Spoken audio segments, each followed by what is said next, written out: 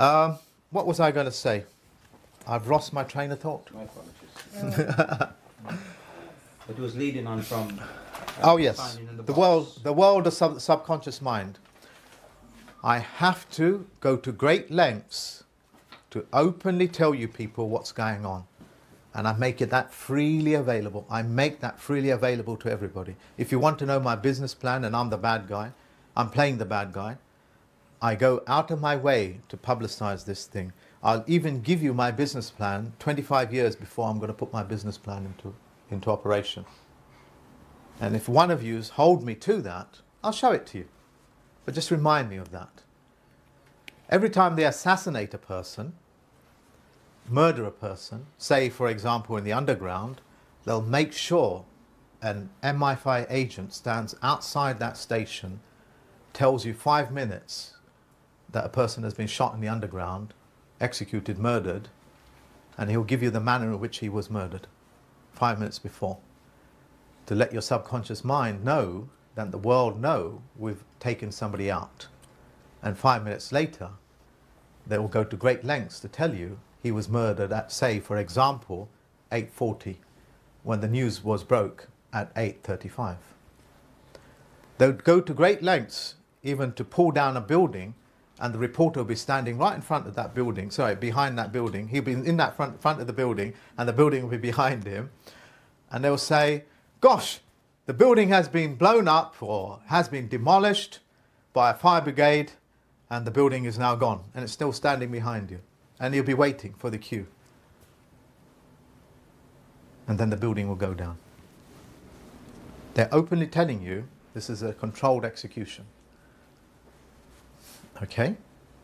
That's the great length that they go to make sure your subconscious doesn't pop out. Because if it pops out, it's going to be the dominant, not your conscious mind. It's going to be the dominant. And if that becomes dominant, the game is over. Okay? If you guys want to look up a little bit more on the world of the subconscious mind, which is a subject in itself, look up the characteristics of what universally we would call, universe by the way means no verse.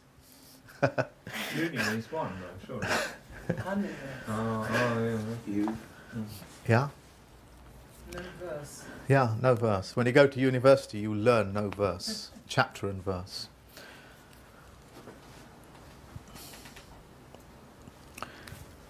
So they go to great lengths to publicize these things, and it's on the internet all the time.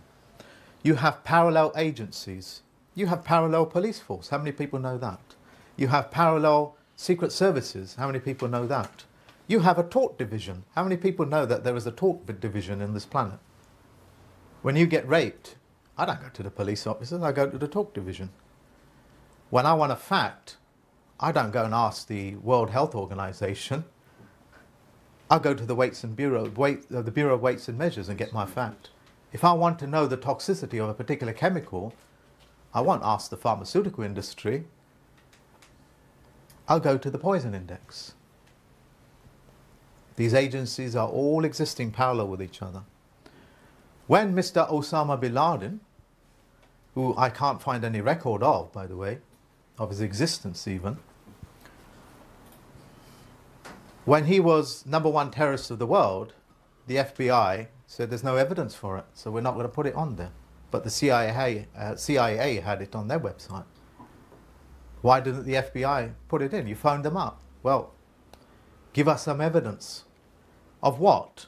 Of the horrors that he performed? No, give us some evidence. Of what? Even of his existence. Yeah? That's the lengths that they go to tell you the facts.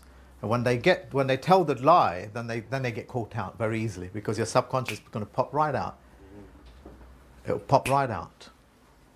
I'm not clear what you're suggesting then. I'm not suggesting anything. I'm showing you a reflection of the world that you live in. Your conscious mind will not allow you to see that world because it's horrific. If you don't go to work, you lose your house. You become homeless. A mental dissonance is created to separate him from that reality. And he'll go into all sorts of confabulation to make it believe it is what it is. Yeah, that it is not what it is. And that includes religious people, politicians, people that vote, everything, the entirety of it. Okay, it's called a confabulation. If you guys have got time, read a book called Left in the Dark by Tony Wright, a friend of mine. Or you can type it up on YouTube. And there's a...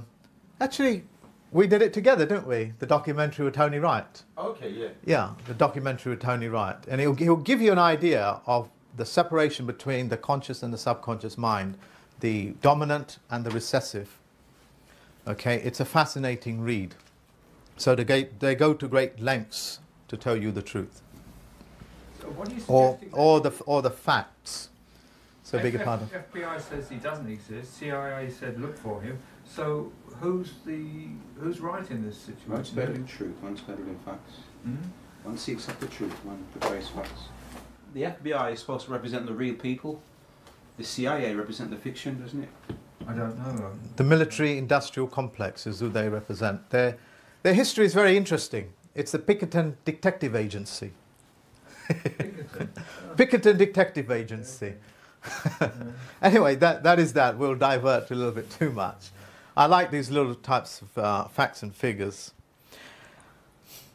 I've now made some very profound statements. The only way that I can get to you is to tell you the facts. So I am now going to create a perfect legal system. A perfect legal system so good that each one of your countries will accept it. The rule of a con is create that con as simple as possible and make that con as big as possible. Has to be global, or if not national. Look it up, the art of cons. The simplest cons are run over you again and again and again. And the bigger the con, the easier it is to pull it off. Not my words. Not my words. And there lies the fault. Because if you know what that perfect legal system is, or that perfect way of lying to a person, telling the truth in one hand and giving the lie to another. Yeah, if you work that out, then you can address using that perfect legal system. Everybody here was under the assumption, which means no sum, by the way. Yeah, that's the prefix. It means no sum. Everybody was under the presumption that a courtroom is where judges made everything okay, that they settled the score, that you had justice, what you perceived to be justice. Everybody thought that they were offering, and the correct word is, a fiduciary service. But they're not. In reality, you've walked into a foreign territory aboard their vessel, sitting in dry dock, and he's the captain of that vessel. And he got you in there by telling you the truth all the way through. And you walked straight into his vessel. As David points out, if I was to board a ship in Canary Wharf that was flying the Chinese flag, or any other country's flag apart from this country's, I've now walked onto the country of China. Yeah? And I have to be taken to China and processed in China and then sent back for whatever reason. And if I've done anything wrong, I would serve sentence there. And that's what these courtrooms are. You're in a foreign vessel. You're in a foreign vessel. Okay, go on.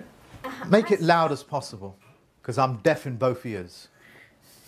As these court systems are independent territories, when or if, I've done this, I've appointed the circuit judges as under the fiduciary appointments. So does that work or not? Because how you get it to work is taking possession of their bureaucracy and the language.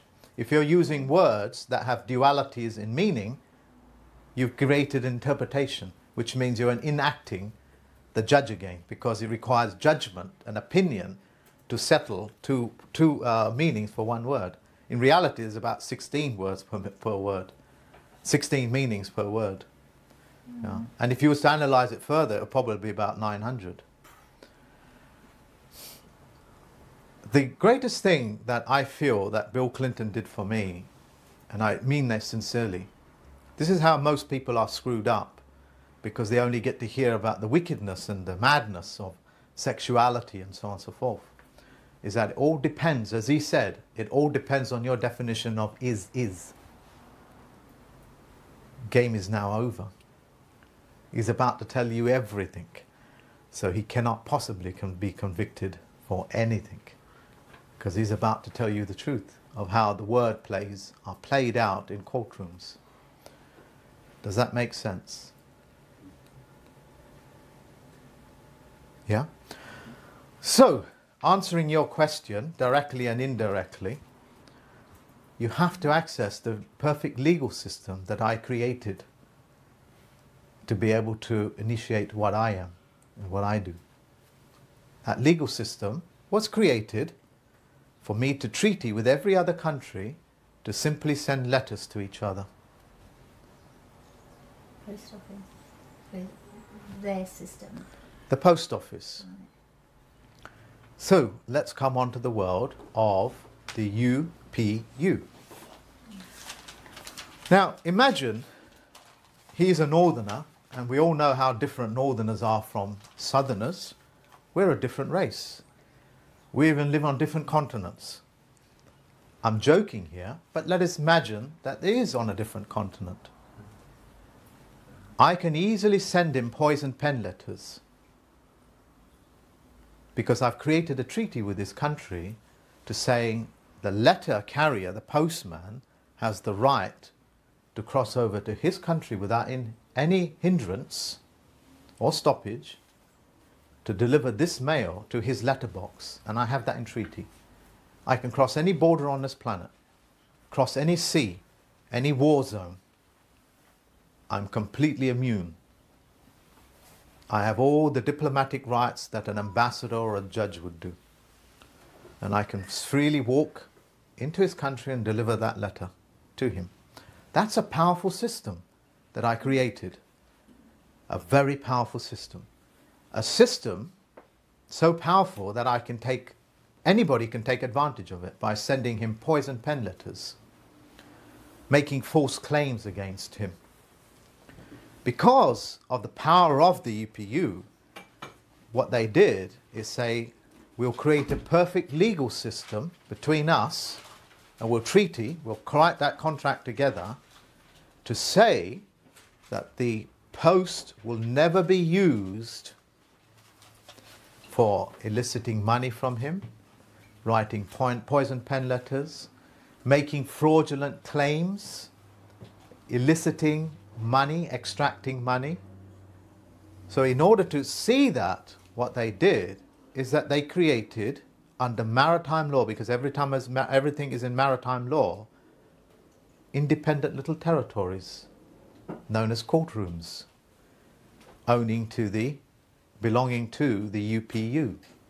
And within that courtroom is a highly trained specialist in human affairs who's familiar with the UPU, or the use of post offices and post. And his job is, because I sent him a letter, or a different person in that country, to say that you owe me £1,000, and yet I have no evidence for it, which means I have to be punished now. To oversee that doesn't happen, they created a fiduciary service between him and me. And if I have a problem, I have to go to the Postmaster General or the Postmaster of my area saying, there's no evidence for this bill. Bills of the ladings, summons. That's what a summons is, a bill of the lading. It's a bill.